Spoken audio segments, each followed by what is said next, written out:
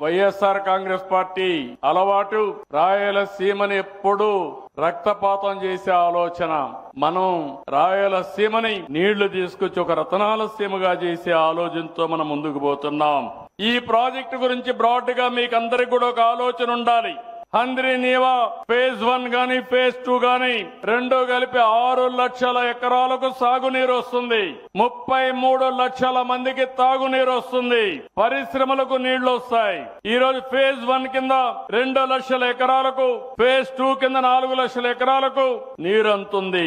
ఇంకో పక్క కర్నూలులో కృష్ణగిరి, పత్తికొండ, అనంతపూర్ లో జీడిపల్లి రిజర్వాయర్ ఇవన్నీ కూడా నీళ్లు నింపాం.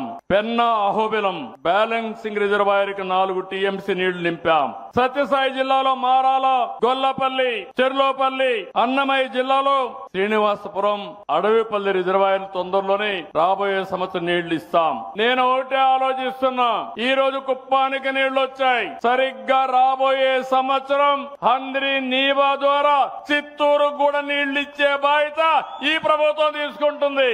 ఇప్పటి నుంచే దానికి కార్యాచరణ ప్రణాళిక తయారు చేశాం.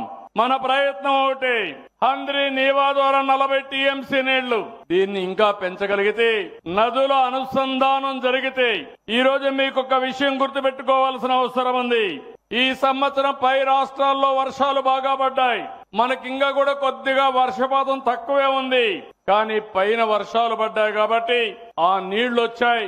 ఆ వాటర్ మేనేజ్మెంట్ సమర్థవంతంగా చేసి ఈ రోజు ఈ సమయంలో 85% రిజర్వాయర్లన్నీ కళకళలాడుతున్నాయంటే అది ఈ ప్రభుత్వం యొక్క దూరదృష్టిని మరొకసారి మీ అందరికీ విజ్ఞప్తి చేస్తున్నా.